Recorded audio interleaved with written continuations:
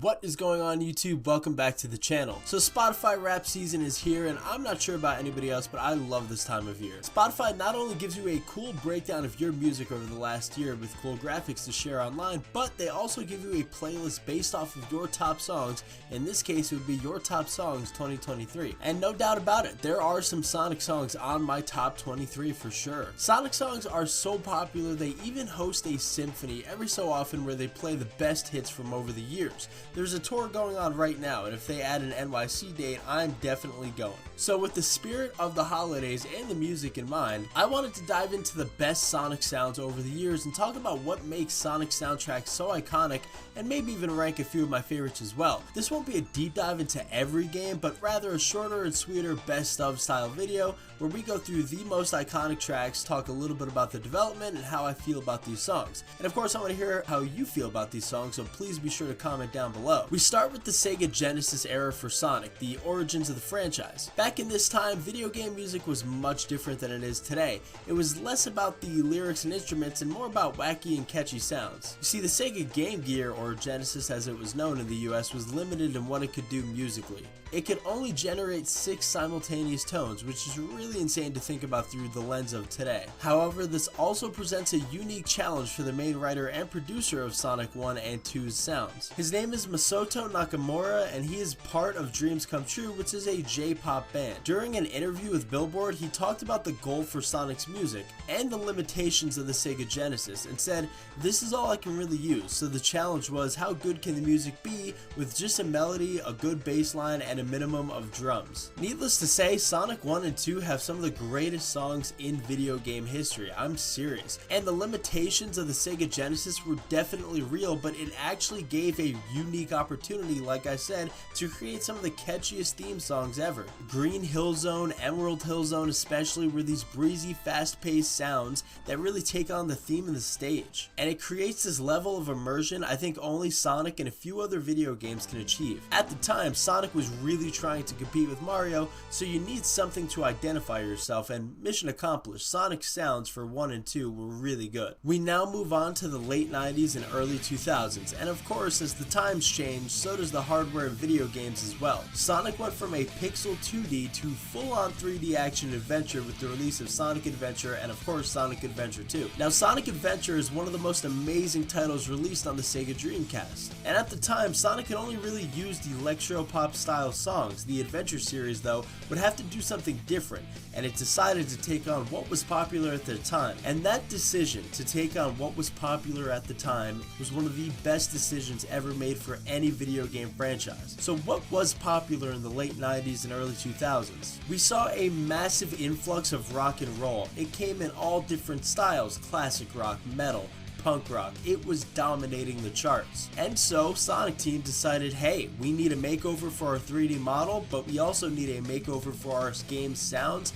so let's be more edgy and stylish. And that is how you get Sonic Adventure. Jun Senue was the director of sound for Sonic Adventure at the time. Of course, fans know him from the band Crush 40, where he's a guitarist. However, at the time, Crush 40 didn't yet exist, although their origins can be traced back to this game. The big highlight for Sonic Adventure, of course, is the main theme song, Open Your Heart, which Jun Senue would collab with Johnny Gioeli on the vocals. It would end up creating Crush 40 not too long after, which is pretty cool to think that they got their start on Sonic Adventure. Now, while the OG Sonic games did a lot to establish those catchy, breezy themes that created immersion for the stages, Sonic Adventure really gave Sonic the different type of edgy style that would give him a chance to compete with Mario in the 3D genre. And it also helped develop personalities for Amy, Knuckles, Tails, which is a huge part of the adventure games, hearing how the characters feel through the actual music of the game, which is something that I think video games should still be doing today. Oh, and of course some of the songs represent Sonic as well, like the classic It Doesn't Matter. Before we talk about SA2 though, I want to mention these two games are the heart and soul of the franchise for Sonic. They represent everything the series should be, and what Sonic really is. So now let's talk about Sonic Adventure 2, which to me is the greatest video game ever made,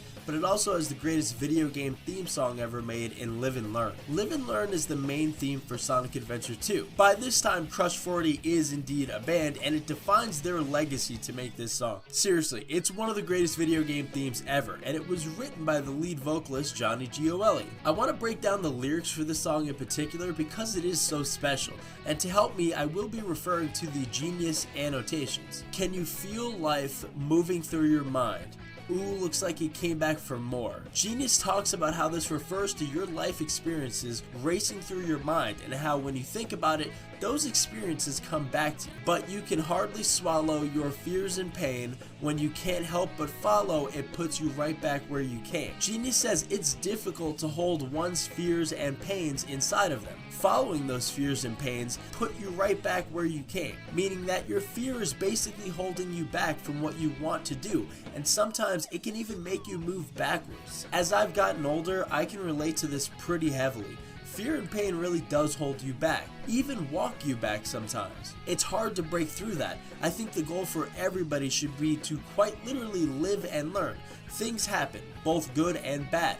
You live and you learn and you move on. If you let everything weigh on you, you can't progress forward in life. You just chain yourself to what was when you should be thinking about what can be. Everybody should be more free than their past. The last lyrics to break down here, there's a place where you dream you'd never find, which Genius says, possibilities are endless, and some things in life are so good that you would never dream of how good they actually would be, which is beautifully said. Life has so many endless possibilities, and you never know what's out there until you actually go out there. Live and Learn remains the most iconic song in the series. I don't think any song will ever surpass this. It's a rock song, it's edgy, but it also defines what's inside Sonic's heart, and I really mean that. If you really look at what the character of Sonic the Hedgehog is supposed to represent, Live and Learn is everything that character is. So now we enter the recent modern era, which is the end of the GameCube era and beyond. There are a ton of really good songs to talk about, so I will blend them all together as modern classics. And a lot of these newer songs actually don't have much background secrets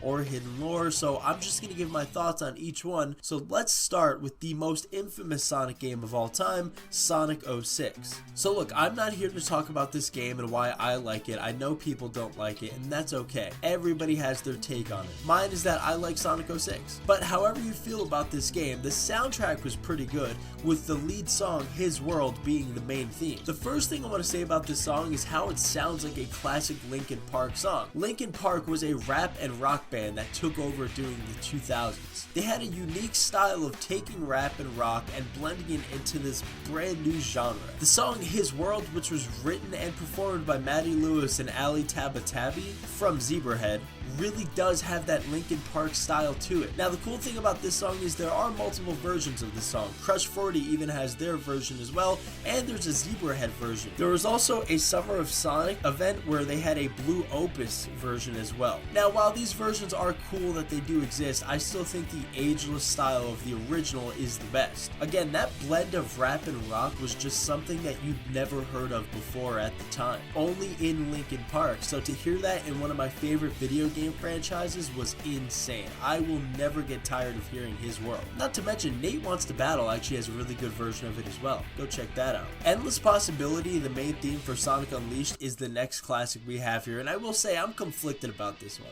You see, I never liked Sonic Unleashed. In fact, the way people hate Sonic 06 is kind of the way I feel about Sonic Unleashed.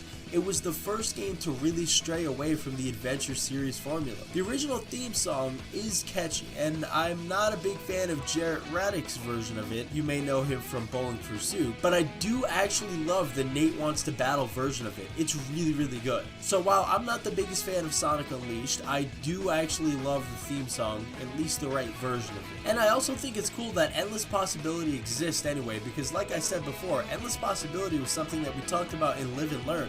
So the fact that there's a whole theme song behind it is pretty cool. Reach for the Stars is the main theme for Sonic Colors. It's performed by John Paul McAuliffe, who is in a band called Cash Cash. This is a swing and a miss for me, and it's even worse than Endless Possibilities, which at least I like Endless Possibilities' other version from Nate Wants to Battle. This song I don't find to be catchy at all.